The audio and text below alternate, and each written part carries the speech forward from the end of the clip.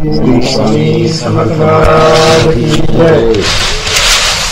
मागच्या वेळेस आपण दुसरा अध्याय सुरू केलेला होता आणि दुसऱ्या अध्यायाचा जो पहिले 10 श्लोक ते आपले आपण घेतले होते समजा, त्याची थोडीशी किंचित पुनरावृत्ती करून आपण त्याचा पुढचा भाग घेऊया.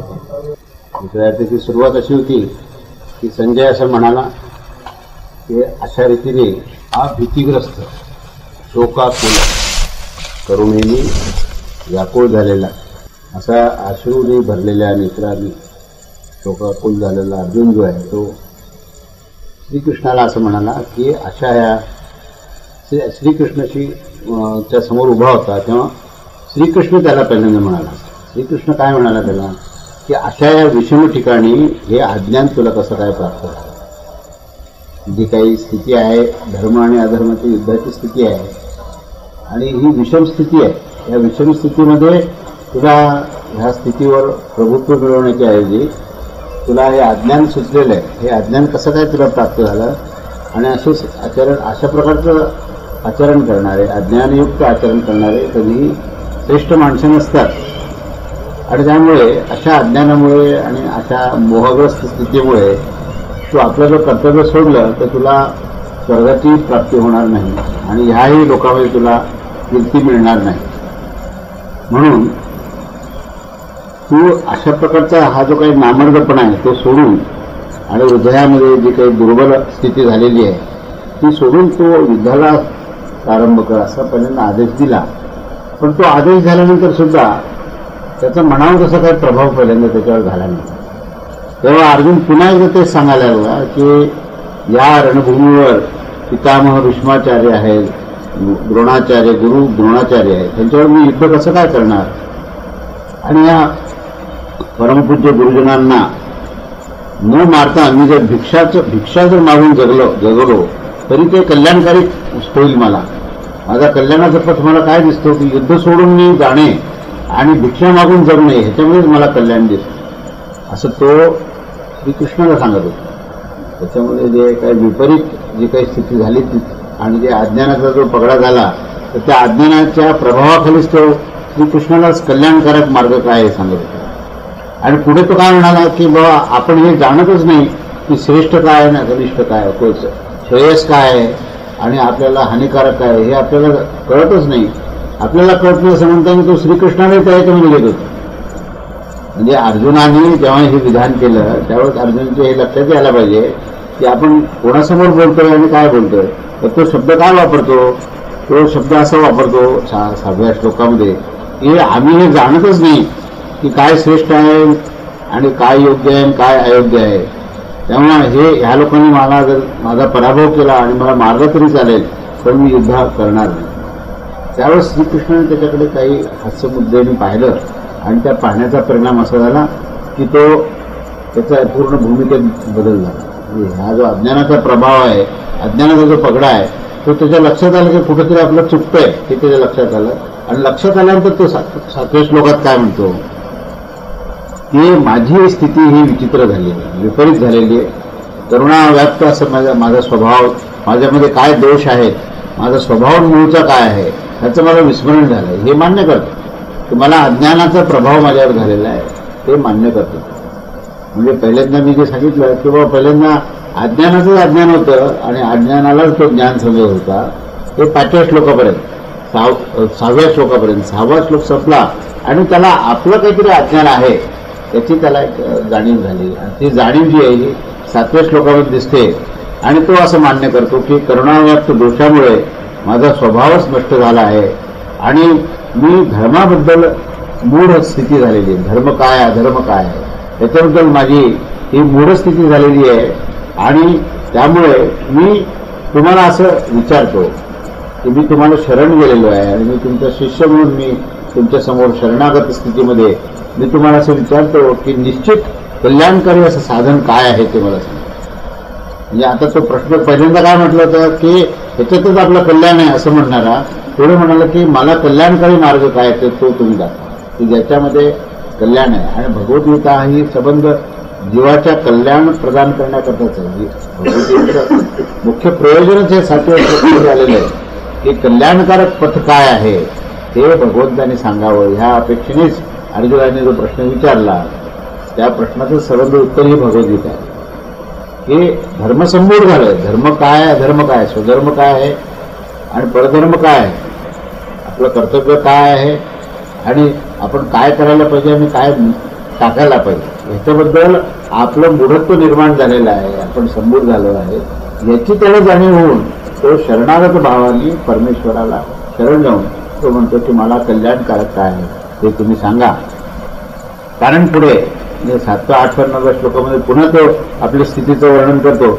7व्या श्लोकामध्ये तो असं म्हणतो की या पृथ्वीचं सगळं हे राज्य जरी मला मिळालं, धनधान्य आणि सगळ्या प्रकारचं जे देवदेवतांचं सुद्धा स्वामीपद आधिपत्य जरी मला मिळालं तरी माझा हा शोक एवढा प्रचंड झालेला आहे इंद्रियांना सुकवणारा की ह्याच्या पुढे मला काहीही उपाय सुचत नाही.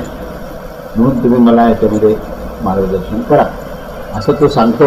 आणि ह्याच गोष्टीचं वर्णन परत संजय करत असतो 9व्या श्लोकामध्ये.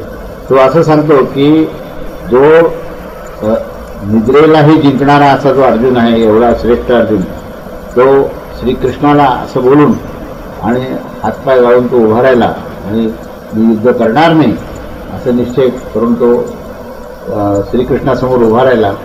आणि हे सगळं पाहून श्रीकृष्ण त्याकडे काही किंचित असं हास्य करून त्यांनी त्याचं उत्तर द्यायला सुरुवात केली.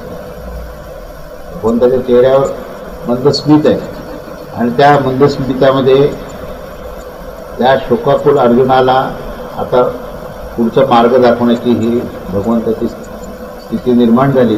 कारण तो शरण आलेला आहे, कारण तो त्यांनी शिष्यत्व पत्करलं आहे, कारण त्यांनी स्वतःमध्ये अज्ञान आहे हे मान्य केलं आणि मान्य करून आपली ही वाईट स्थिती आहे हे त्यांनी मान्य केलं. तेव्हा जोपर्यंत कुठलाही मनुष्य गुरुच्या समोर आपलं अज्ञान आहे हे मान्य करत नाही तोपर्यंत जे तर्क चालतात, स्वतःची विद्वत्ता चालते, स्वतःचा मोठेपणा चालतो, तोपर्यंत गुरु शांत बसतात. ठीक आहे, तुला काय सांगायचं तू सांग, मलाही त्यातलं कळत नाही असं म्हणून. अशी गुरुची भूमिका जी असते ती कुठपर्यंत असते, जोपर्यंत समोरच्याची शरणागत भाव नाही आहे तोपर्यंत म्हणतात ठीक आहे, मला सुद्धा काही फारच नाही, तुझं बरोबरच असेल कदाचित, मला काही कळत नाही असं ते भूमिका घेतात. पण ज्यावेळेस मनुष्यामध्ये ही भावना निर्माण होते की नाही मला ज्ञान घ्यायचं आहे आणि खरोखर माझं मी अज्ञानाने परिपूर्ण आहे, माझं पूर्ण सगळं अज्ञानच आहे आणि मला कल्याणकर मार्ग कळत नाही, कल्याण मला कशात आहे तुम्ही सांगा, अशी भूमिका ज्यावेळेस येते ना तेव्हाच ते सांगायला सुरुवात करतात, तेव्हाच भगवंताने सांगायला सुरुवात केली. तेव्हा आता आजचा आपण भाग भाऊ की आता जो 10वा श्लोक आहे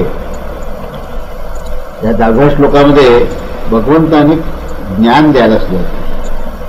त्याचं कारण असं आहे बरं की हे जे काही म्हणजे शोकाकुल स्थिती जी झाली अर्जुनाची, करुणाग्रस्त स्वभाव काय कळत नाही, धर्म अधर्म काय त्याच्याबद्दलची कुठलीही व्याख्या माहिती नाही आणि करुणाग्रस्त असा झालेला, शोकाकुल असा झालेला, भयभीत झालेला. त्याच्यात 2 गोष्टी दिसतात, एक भीती आहे आणि दुसरा शोक आहे. भय आणि दुःख हे 2 एकत्र आलेत त्याच्यामध्ये. तेव्हा भयाची निर्मिती का होते आणि दुःखाची निर्मिती का होते? भय जे आहे द्वैत भावाने होते, अपपर भाव निर्माण झाला की भीती निर्माण होते, हा सिद्धांत आहे. मनुष्य आपण कोणीतरी आहोत आणि आपल्याला कोणीतरी एक शत्रू आहे अशी भूमिका, द्वैताची भूमिका झाली की भीती निर्माण होते. मग परिस्थितीबद्दल असेल किंवा एखाद्या व्यक्तीबद्दल, व्यक्ती समूहाबद्दल असेल, पण त्याला ती परिस्थिती किंवा त्या सर्व व्यक्ती आणि आपण हे ह्याच्यामध्ये जो भेद झाला की भेदातून भीती आहे. म्हणजे अर्जुनाला भेद कसा झाला निर्माण की हे समोरचं असलेलं जे सैन्य आहे ना, हे सैन्य आणि आपण त्याच्यामध्ये काहीतरी भेद आहे आणि आपण जर मारलं तर हे सगळं मरतील अशा प्रकारचा भेद निर्माण झाल्यामुळे भीती आहे. तर भीतीची उत्पत्ती काय असेल तर भेद आहे. आणि दुःखाची निर्मिती कशामधून होते तर दुःखाची निर्मिती अज्ञानातून. कुठलंही दुःख, जगातलं कोणत्याही दुःखाची तुम्ही जर मीमांसा केली तर दुःखाचं जर मूळ काय असेल तर अज्ञान. आता अज्ञानाची मीमांसा, अज्ञान कशाबद्दल? अज्ञान, पहिलं जर अज्ञान काय असेल तर माणसाचं स्वतःबद्दल अज्ञान असतं. आपण नेमकी कोण आहोत, आपलं ध्येय म्हणजे काय, आपलं स्वरूप काय आहे, आपला स्वभाव काय आहे, आपला स्वधर्म काय आहे, आपलं कर्तव्य काय आहे, त्याच्याबद्दल पूर्ण अज्ञान.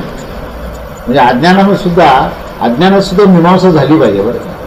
तर तुम्हाला ज्ञान प्राप्त करण्याची क्षमता निर्माण होते. ज्ञानाची क्षमता केव्हा होईल?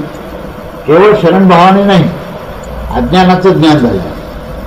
मग अज्ञानाचं ज्ञान कसं काय होईल? अज्ञान कसं असतं, कशा कशा रूपाचं अज्ञान असतं, कोणत्या कोणत्या प्रकारचं अज्ञान आहे ह्याचं ज्ञान होणं.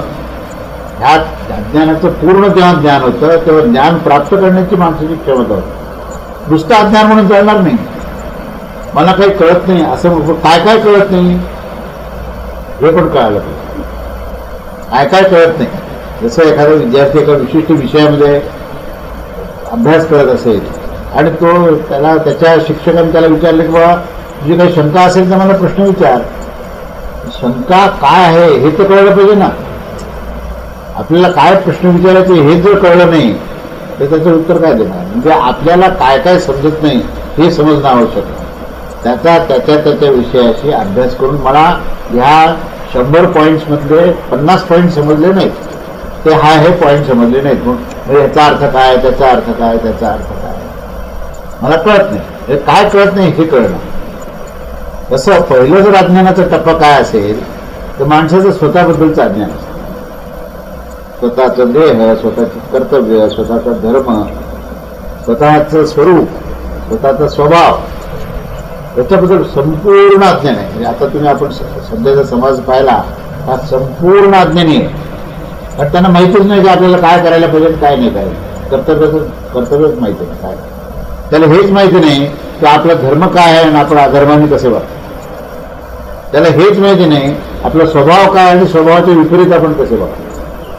त्याची जाणीवच नाहीये. याची जाणीव नसेल तर त्याला कोण सांगणार. हे अज्ञान काय हे जोपर्यंत समजत नाही. दुसरं अज्ञान आहे जगाबद्दलचं.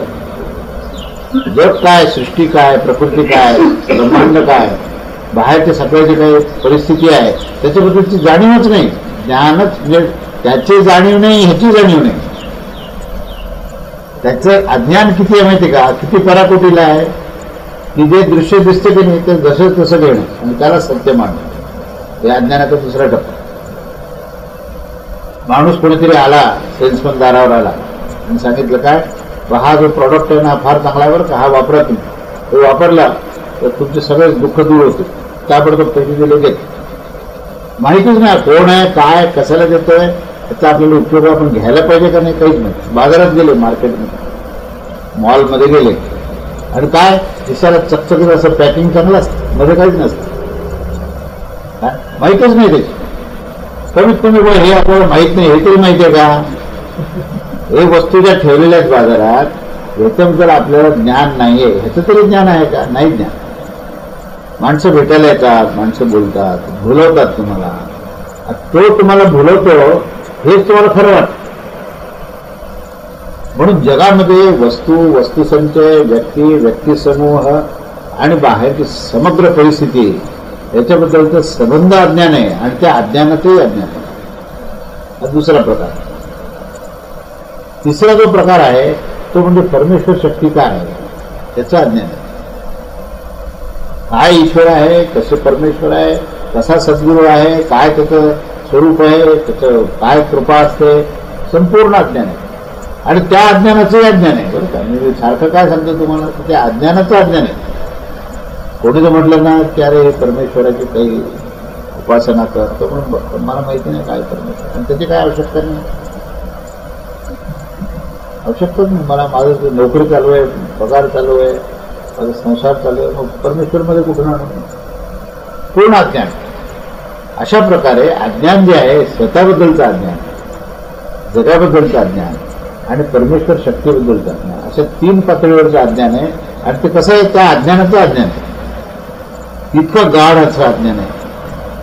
पण ज्यावेळेस दुःख होतं ना, जेव्हा माणूस संकटात येतो की नाही तेव्हा अज्ञानाचं ज्ञान होतं. बरोबर. जोपर्यंत त्याला अनुकूल परिस्थिती आहे ना तोपर्यंत त्याला त्याची आवश्यकताही वाटत नाही आणि त्याला अज्ञानाचंही ज्ञान होत नाही. पण जेव्हा तो संकटात येतो तो कोणीतरी सांगता अरे तू अमुक अमुक कर बरं, किंवा अमुक त्या संताकडे जा, त्या व्यक्तीकडे, त्या परमेश्वराची प्रार्थना कर, श्रीकृष्णाची उपासना कर, म्हणजे तुझं संकट जे आहे त्याच्यामध्ये काही ना काहीतरी मार्ग निघेल. तर तेव्हा म्हणतो बघा एक वेळेस असलं तर काय सांगतायचं हो, त्यावेळेस हे काय असतं, तेव्हा सुद्धा पूर्ण विश्वास नसतो, पण आता काहीच मार्ग नाही आहे म्हणून मग नमस्कार करायला काय हरकत आहे, काय बिघडणार, आपल्याला काही खर्च तर काही येणार नाही, मग करूया नमस्कार. अशा प्रकारे माणूस संकटात आल्यानंतर आपल्याला कळत नाही हे त्याला कळायला लागतं. म्हणून संकटाची फार आवश्यकता असते. संकट आले तर माणूस काहीतरी परमेश्वराकडे काहीतरी प्रार्थना करण्याची शक्यता आहे. म्हणून इष्टापत्ती ही यायला पाहिजे कधी अजून. तशी ह्या अर्जुनावर इष्टापत्ती आली. काय आली इष्टापत्ती, की त्याला असं वाटायला लागलं की हे सगळे समोर जे आहेत ते सगळे आपले गुरु आहेत, हे सगळे आपले आजोबा आहेत, भाऊ आहेत, हे सगळ्यांना आपण जर मारलं तर किती पाप लागेल आपल्याला, हे काही कल्याणकारी नाही आहे. पण तरी पण हे जर नाही केलं तर तरी अयोग्य वाटतं, कारण श्रीकृष्णाने युद्ध कर म्हणून सांगितलं. तेव्हा काय नेमकं करू हे मला कळत नाही, काय कळत नाही हे कळालं. आणि म्हणून प्रश्न विचारला. म्हणून हे जे काही संबंध अज्ञान आहे ना, या संबंध अज्ञानाला उत्तर जे आहे ते ज्ञानच आहे. अज्ञान दूर करण्याकरता ज्ञानाशिवाय तरी येत नाही. आणि तुम्हाला होणारं प्रत्येक दुःख, तुम्हाला होणारी कोणत्याही प्रकारची भीती, ही याचं मूळ जर काय असेल तर अज्ञान आहे. याच्यातून हा सिद्धांतपर्यंत कळायला पाहिजे की सर्व दुःखाचं मूळ जर काय असेल तर अज्ञान आहे, सर्व भीतीचं जर, सर्व चिंतेचं मूळ काय असेल तर अज्ञान आहे. या चिंतेला जर दूर करायचं असेल, या भीतीला जर दूर करायचं असेल, या दुःखाला जर दूर करायचं असेल तर ज्ञानाशिवाय पर्यायच नाही. आणि म्हणून तो ज्ञान काय आहे हे विचारतो, कल्याणकारी मार्ग काय. कल्याण हा शब्द सुद्धा कसा आहे, कारण तो असं म्हणत नाही मी युद्ध करू का नको करू असा प्रश्न नाही आहे. मला कल्याण कसं देते मला सांग. प्रश्नामध्ये काय माहिती का, तो कल्याणाची अपेक्षा आहे. श्रेयसपथ काय आहे ते मला सांग, श्रेयस्कर काय. प्रश्न विचारताना सुद्धा शब्दाची योजना फार महत्वाची.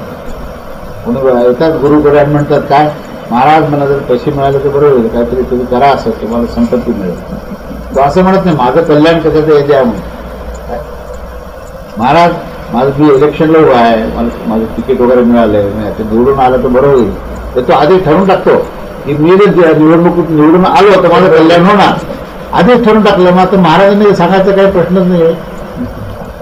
तुझं कल्याण याच्यात आहे का नाही हे सांगायचा प्रश्न नाही. आधी ठरवून टाकायचं काय करायचं हे ठरवून टाकायचं आणि फक्त आज्ञा द्यायची गुरुला. काय आज्ञा द्यायची की काहीतरी करा आणि मला पैसा मिळेल, काहीतरी करा आणि मला इलेक्शनमध्ये मी निवडून येईल, काहीतरी करा आणि माझं लौकिक वाढेल. हे आधीच सांगून टाकायचं आणि आधीच आपलं कल्याण कसं ते ठरवून टाकायचं. पण जेव्हा भक्त अशा स्थितीमध्ये जातो की त्याला असं कळतं की आपल्याला अज्ञान आहे, आपल्याला कल्याणकारी मार्ग कळत नाही, पण धर्माधर्माबद्दल मूढ झालेला आहे, तेव्हा आपलं कल्याण कशाचं हे मला सांगा. अर्जुनाच्या त्या 7व्या श्लोकामध्ये माझं कल्याण कशाचं हे सांगणार. तेव्हा कल्याणाचं पथ ते सांगण्याकरता ज्ञान सांगायला सुरू करतात. आता हे ज्ञान जे आहे ते त्या 11व्या श्लोकापासून सांगायला 11व्या श्लोकापासून सांगायला सुरू करतात. तर आता 11व्यापासून ते जवळजवळ 38-39 श्लोकापर्यंत जे ज्ञान सांगितलं, जवळजवळ 29-30 श्लोक आहेत. हे जे 30 श्लोक आहेत ना, हे 30 श्लोक म्हणजे भगवद्गीतेमध्ये सगळ्यात महत्त्वाचे आहेत आणि त्यामध्ये ज्ञान सांगितलं होतं. ते जर ज्ञान माणसाला जर आकलन झालं आणि ते जर ज्ञान त्याने आपल्या आचरणात आणलं तर तो दुःखी होण्याचा प्रश्नच येणार. फार मोठं वरदान आहे भगवद्गीतेमधले. हे 11व्या अध्यायापासून 29-30व्या अध्यायातलं आपण अगदी सखोल चिंतन करू. आपण त्याचे एक एक मुद्दा आपण त्याचा अतिशय सखोलपणे पाहू की हे जर खरोखर जर आपल्याला आकलन झालं, आपण त्याचा स्वीकार केला, स्वीकार करून ते आपल्या स्वभावात मुरलं काय, म्हणजे याच्यामध्ये टप्पे बरं का. ज्ञान सुद्धा देण्यामध्ये कसं आहे की ज्ञान इकडून ऐकून इकडून सोडून देणे असं पण आहे. शाळेमध्ये मुलं काय करतात, कॉलेजमध्ये काय करतात, ते परीक्षेकरता पाठ करतात आणि नंतर त्याच्याकडे पाठ करतात काय, अशा प्रकारचं ते ज्ञान असतं, त्याला ते ज्ञान म्हणतात. नंतर त्यांना विचारलं त्याबद्दल प्रश्न, ते म्हणजे झाली परीक्षा आता काय आहे, तसा एक प्रकार आहे. दुसरा प्रकार असा की त्याच्याबद्दलची जिज्ञासा, ते प्रश्न विचारून ते ज्ञान मिळवणे, सखोल ज्ञान आपल्याला. तिसरा जो प्रकार आहे हे नुसतं स्वीकारायचं नाही, तर ते मध्ये स्वभावात मुरणं, स्वभावात मुरलं पाहिजे. त्याची बुद्धीची धारणा झाली तर ज्ञान आणखीन सखोल होतं. अजून पुन्हा खाली बी जे आहे ना ते असं जमिनीवर टाकून दिलं तर वाऱ्याचं सरशी उडून ते कुठे जाऊन पडतं. पण थोडासा खड्डा खोदला आणि बी मध्ये टाकलं आणि त्याच्यावर थोडी चाळलेली माती अशी साफ टाकली समजा व्यवस्थित आणि वर पाणी वगैरे टाकलं तर बी मधून अंकुर होण्याची शक्यता आहे. तसं जे ज्ञान जे आहे ना स्वीकार करताना तुम्ही कानाने ऐकायचं आणि कानाने ऐकून ते इंद्रियाच्या माध्यमातून मनामध्ये ठसवायचं, मनाच्या माध्यमातून बुद्धीत ठसवायचं, बुद्धीच्या माध्यमातून चित्तात ठसवायचं, चित्ताच्या माध्यमातून जीवात्म्यात ते ठसवायचं. आणि जीवात्म्यामध्ये एकदा ते स्थिर झालं की नाही तर ते ज्ञान कोणी काढून टाकू शकतो. इतके स्तर आपल्याला करावे लागतील. ज्ञान घेताना आपल्याला इतक्या टप्प्यामध्ये जावं लागेल तर ते मध्ये असं घट्ट बसेल पुढे. आणि ते जर ज्ञान घट्ट बसलं ना की मग मात्र काय मनुष्य स्थिर होईल.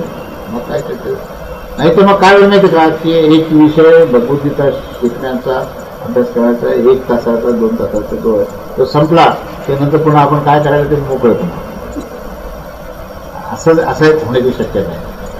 आणि तो एक तो ग्रंथातला एक विषय आहे. हे प्रॅक्टिकल वेगळं आहे सगळं, जीवन वेगळं आहे. असं होण्याची शक्यता आहे. तसं होऊ नये म्हणून ते ज्ञान स्वीकारायचं, कानाने श्रवणाने ऐकायचं, मनामध्ये ते पूर्ण बिंबवायचं. मनामध्ये वृत्ती प्रवृत्ती असतात. तर प्रवृत्तीचा प्रभाव झाला, प्रवृत्तीवर प्रभाव झाला पाहिजे. त्या मनाच्या प्रवृत्तीतून बुद्धीमध्ये गेलं पाहिजे. बुद्धीमध्ये काय असतं म्हणजे का की तर्क असतो, मीमांसा असते, जिज्ञासा असते, विवेक असतो, वैराग्य असतं. अशी पुष्कळ पातळी आहे. त्यावेळेस ते विवेकापर्यंत पोहोचलं पाहिजे. नाही तर बुद्धी फक्त तर्क हे म्हणणं खरं कशावरून झालं. तर्क सुरू झाला, तर्क सुरू झाला की हे केलं बा ज्ञान परत वापस पुन्हा आहे. पुष्कळ पाहतून आपण भागवताची कथा ऐकायला जातात लोक, तिथे शांत बसलेले असतात, तिथेही शांत बसणारे कमी असतात. आणि त्याच्यानंतर तिथून घरी आले ते पुन्हा जे काय मूळ ह्याच्यामध्ये येतं तिथे सांगतात की सगळ्याशी प्रेमाने राहावं, कोणाची भांडण नसतं. लोक हलवतात पुढे. घरी आले की सुनेशी भांडण सुरू केलं का तू स्वयंपाक माझ्या करता, मला तिथे भूक लागली, काय करत त्यावर. म्हणजे काय तिथे भागवत हा विषय हा फक्त तिथे श्रवणापुरता राहिला. प्रत्यक्ष जीवन हे वेगळं. अशा प्रकारे की भगवद्गीता सुद्धा जे ज्ञान आहे हे ज्ञान हे मुरण्याकरता आहे. आणि ते मुरलं तर अज्ञान जाईल. कारण अज्ञान सुद्धा तितक्याच सखोल आहे. अज्ञानाचं मूळ फार आहे बरं का. अज्ञानाचं मूळ कुठपर्यंत आहे? कारण देहापर्यंत. जीवाला अज्ञान झालंय, शरीरावर नाही. शरीरावर अज्ञान व्हायचं कारण बुद्धीला अज्ञान नाही झालेलं आहे. अज्ञान जीवाला झालेलं आहे. आणि जीवाचं स्थान कुठे आहे? सखोल आहे, खूप सखोल. कुठे आहे? कारण देहाच्याही पलीकडे. कारण देहाच्या अधिष्ठानात जीवात नाही. तिथपर्यंत तो जीव जो भ्रमिष्ट झाला, देह भ्रमिष्ट नाही झाला, तर तो जीव भ्रमिष्ट झाल्यामुळे ज्ञान जीवापर्यंत गेलं पाहिजे तर त्याचा भ्रम दूर होईल ना. नाही तर मग काय होईल माहिती का, भ्रम जो आहे ना हा बरोबर असा आपलं दूर झाल्यासारखं होईल. आणि पुन्हा मग काय होईल, ती वेळ निघून गेली की पुन्हा त्याच्यामधून जे भ्रम आहे तो पुन्हा बाहेर यायला लागेल. हे कारण तुम्हाला सांगतो की माणूस पुन्हा चिंताग्रस्त का होतो त्याचं कारण आपल्याला कळाले पाहिजे. परत पुन्हा तो भ्रमिष्ठ का होतो हे कारण कळायला पाहिजे. म्हणून हे ज्ञान असं सखोल मुरलं पाहिजे. तर हे भगवंताचं म्हणणं. तेव्हा आपण आता या श्लोकाला सुरू करू. काय श्लोक आहे तो?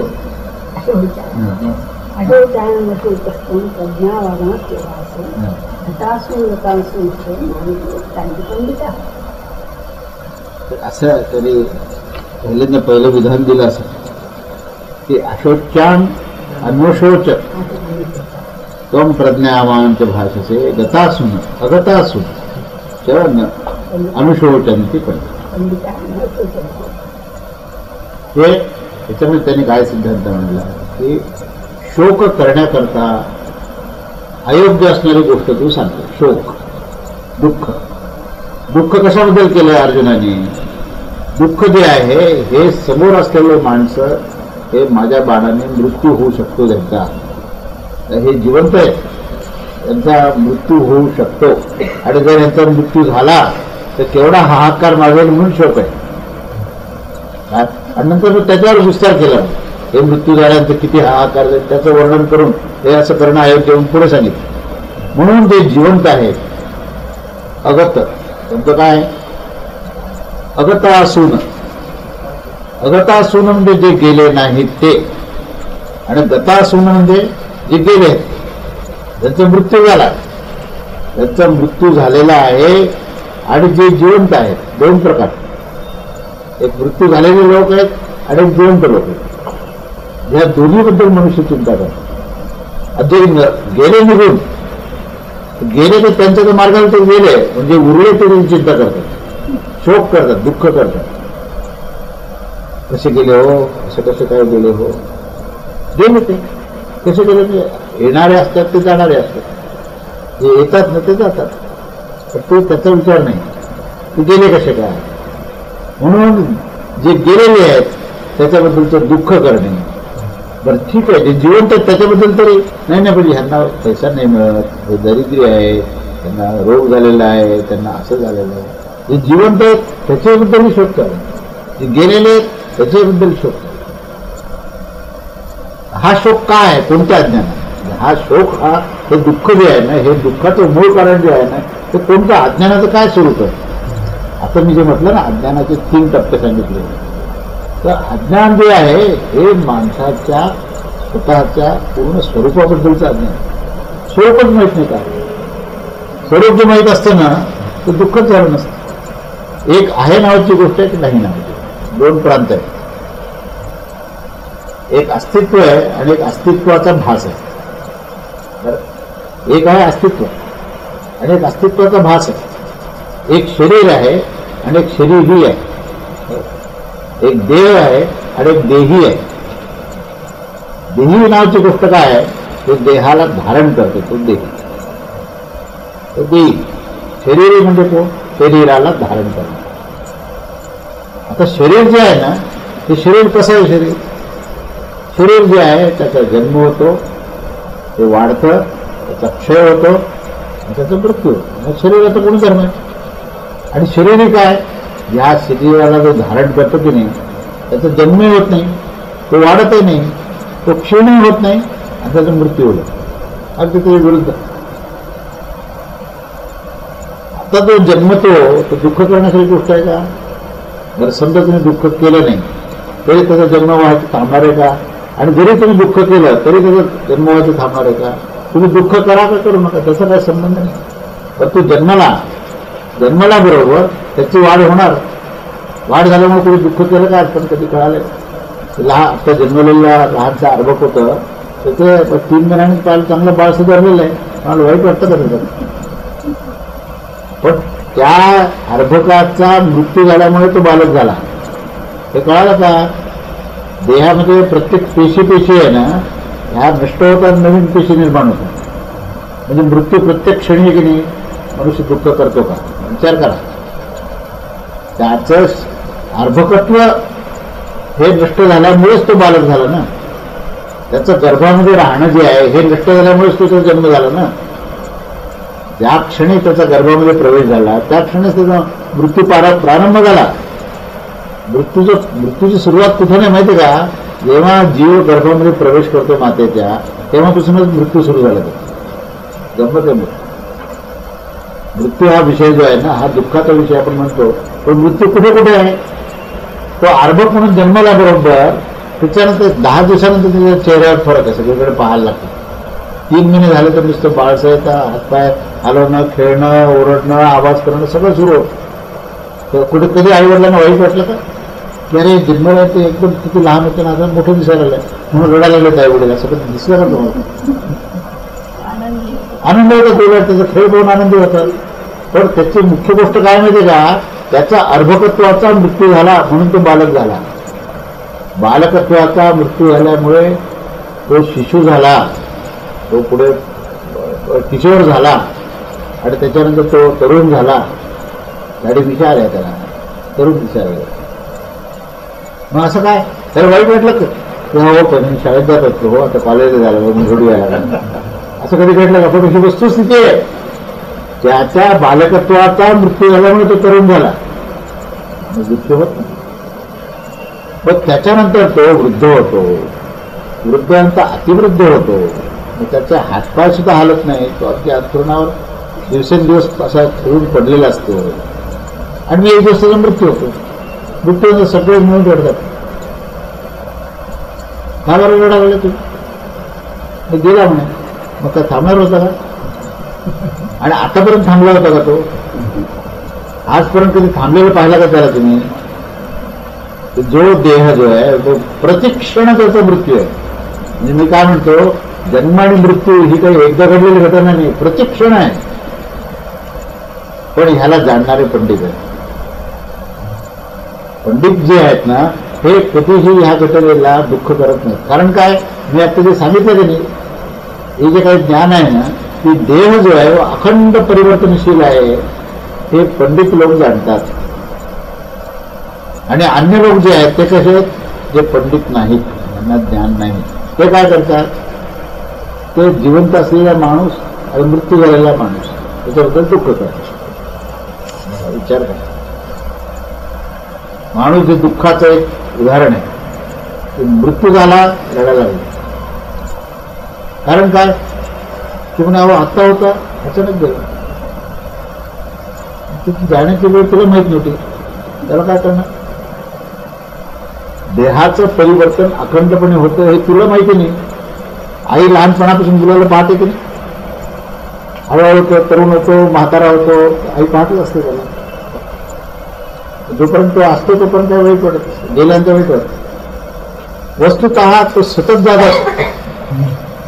वस्तुतः देह कशाला म्हणायचं माहिती का, तो सतत ज्याचा वियोग, देहाचा अर्थ वियोग. बरोबर, देह म्हणजे काय, की ज्याचा कधीही स्थिर नाही, अस्थिर दिसत, अखंड मृत्यूशी ज्याचा संबंध आहे त्याला देह असं म्हणतात. मग आता वाईट वाटायचा प्रश्न येतो असं.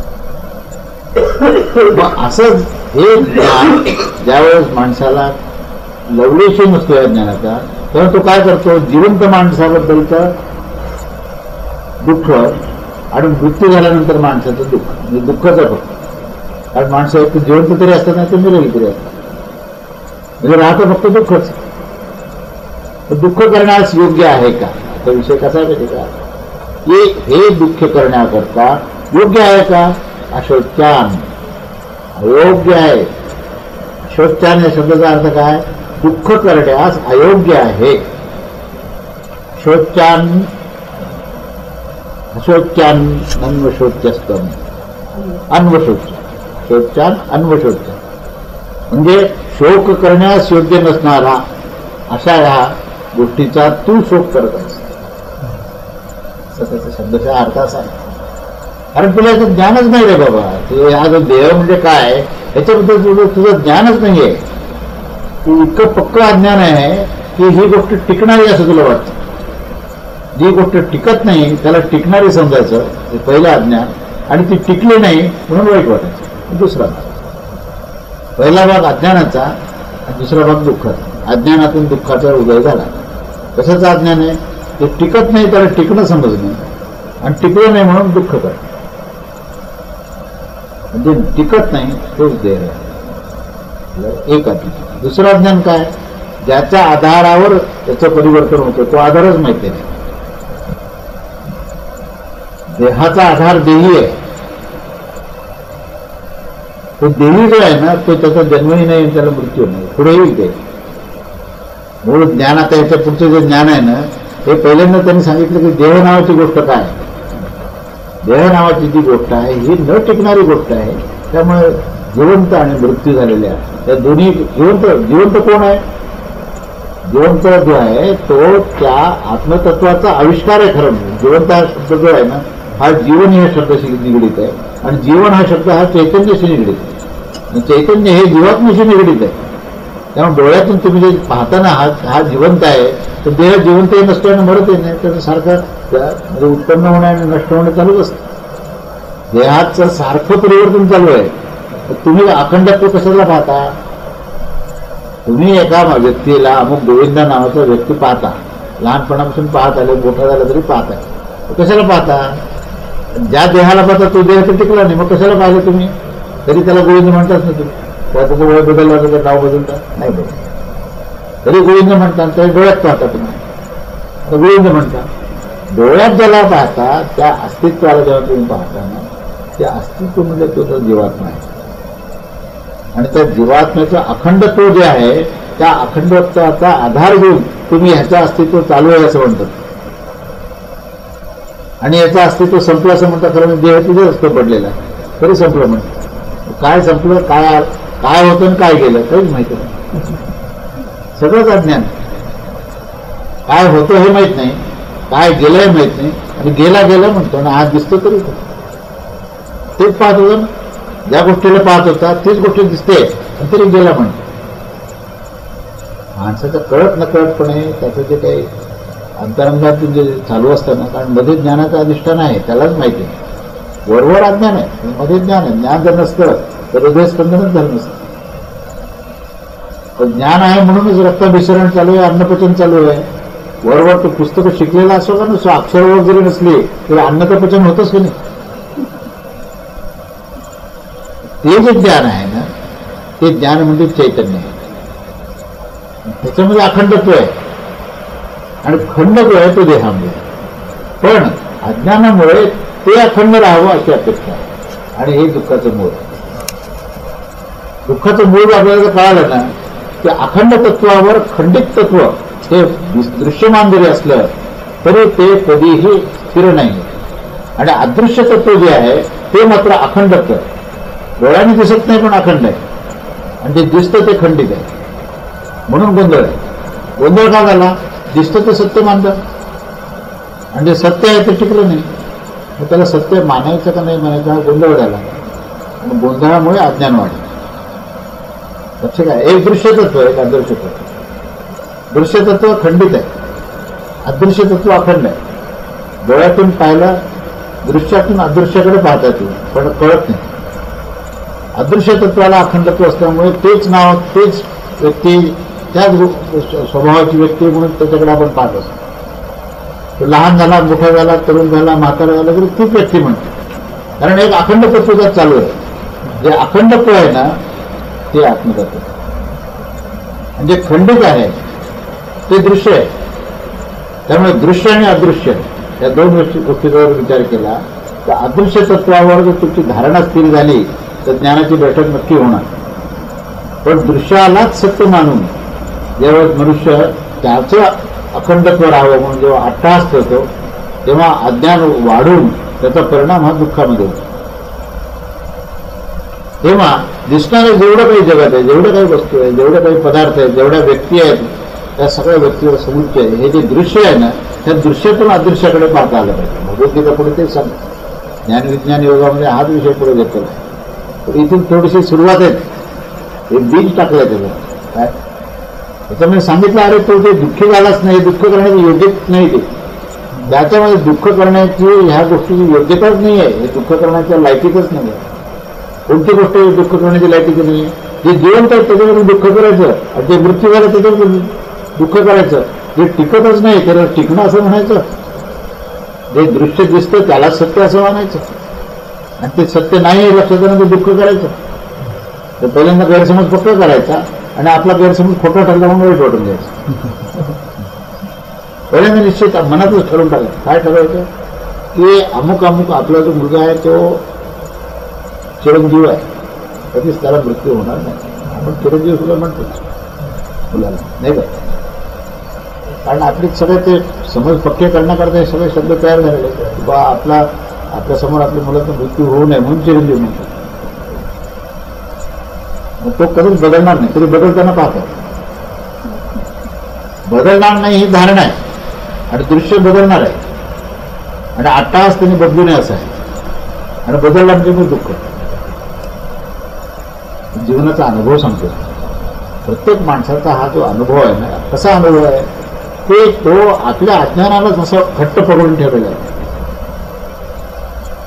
आणि नुसतं घट्ट नाही, तर ती बुद्धीमध्ये धारणा अशी काही पक्की केलेली आहे की काहीच होणार नाही. मृत्यूचा स्पर्शच होणार नाही त्याला. चिरंजीव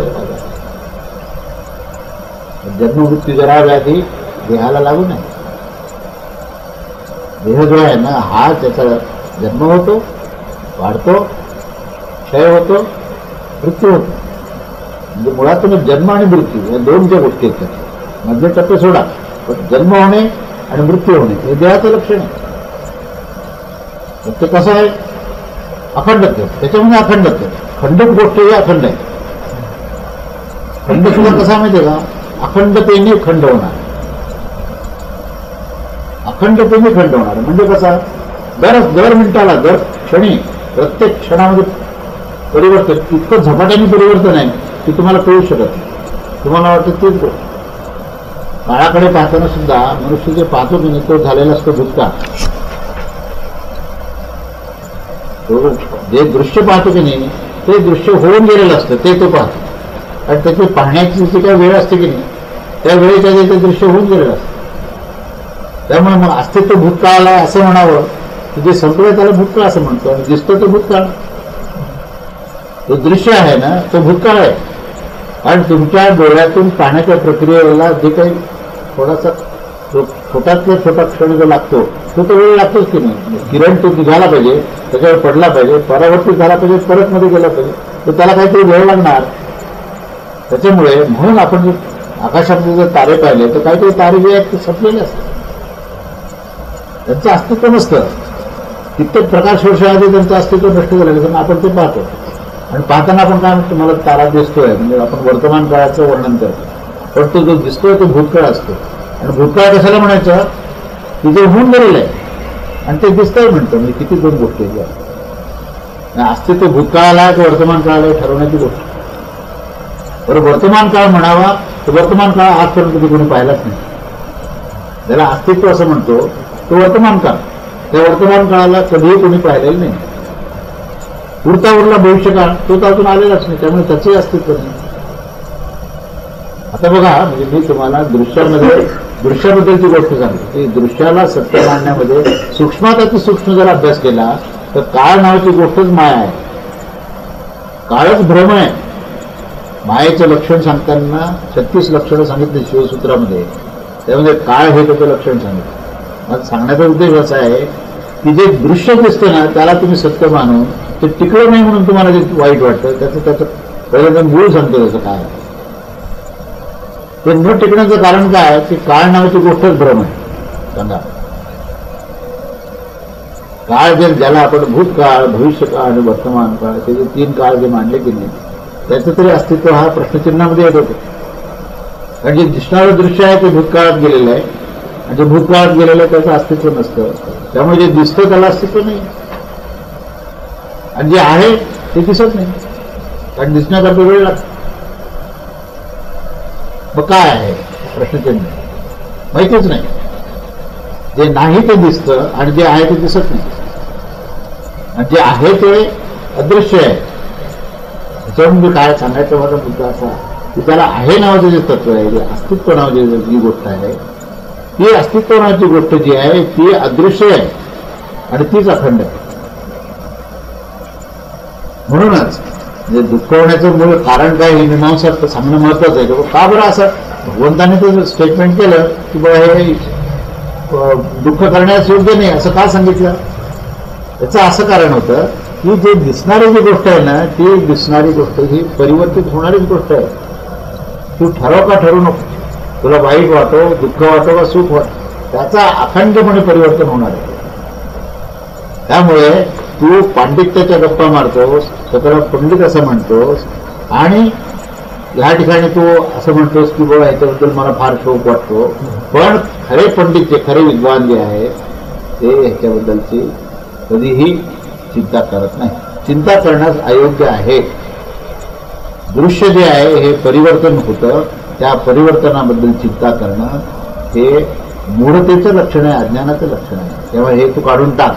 म्हणून पहिल्यांदा जर स्ट्रोक मारला तो ह्या अज्ञान दूर करण्याकरता तर तुझी चिंता करण्याचे जे जे काही कारण आहेत ते कसे खोटे ते सांगितले. बरोबर. आता पुढचा जो श्लोक आहे 11वा श्लोक झाला ना, पुढचं काय वाच. नत्वे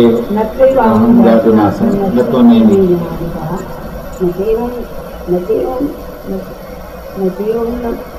न भविष्यामः सर्वे वयमतः परम.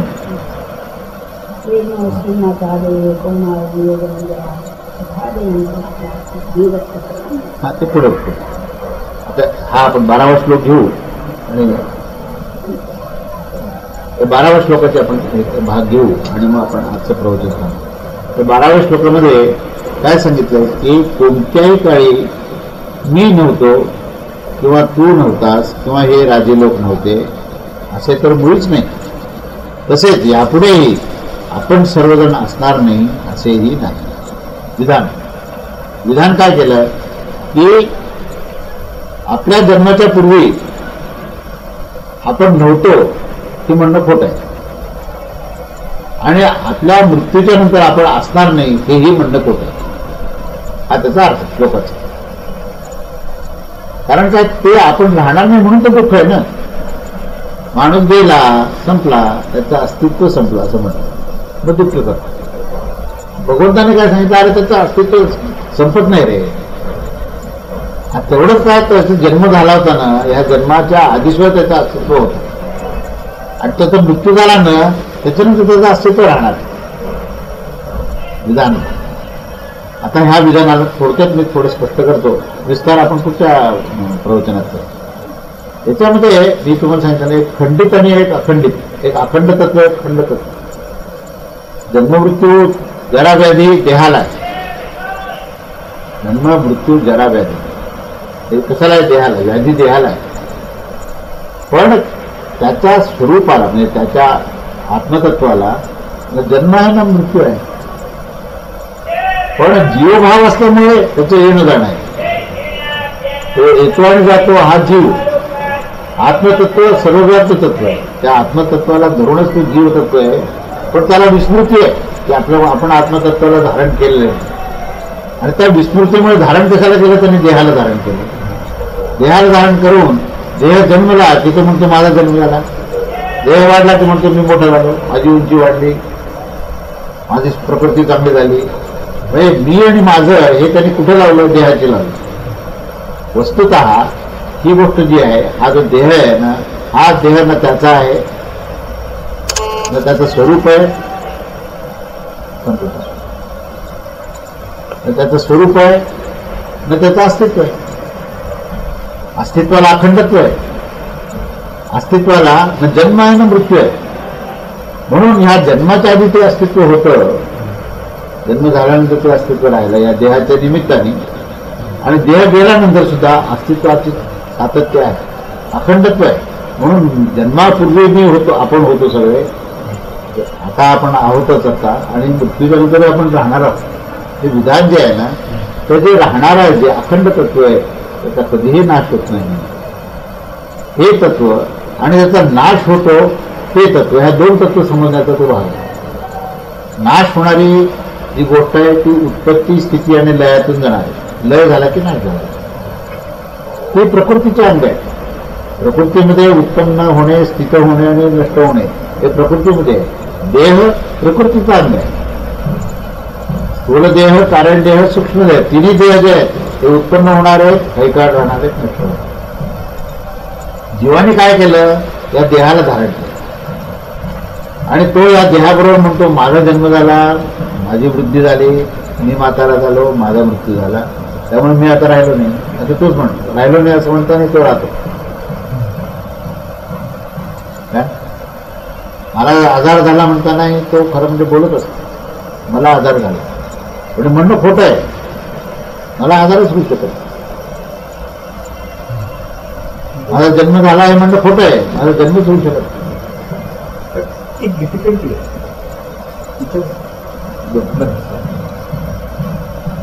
तेव्हा जन्ममृत्यू जरा व्याधी ही प्रकृतीचे अंग आहे. जन्म उत्पन्न होणे स्थित होणे लय होणे प्रकृतीचे अंग आहे आणि प्रकृतीच्या अधिष्ठानाला असलेलं जे आत्मतत्व आहे ते सर्वव्याप्त तत्व आहे. पण ते एकदिशीय का झालं एका ठिकाणी एक व्यक्तित्व त्याला का आलं तर तिथे जीवभाव आला.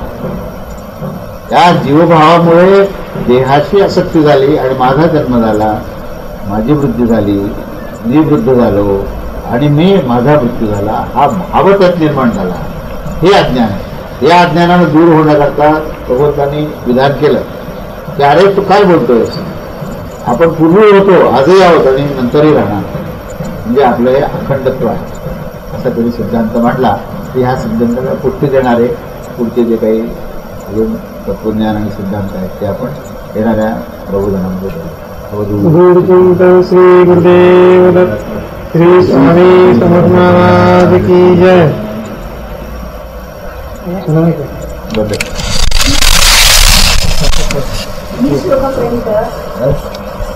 लाईट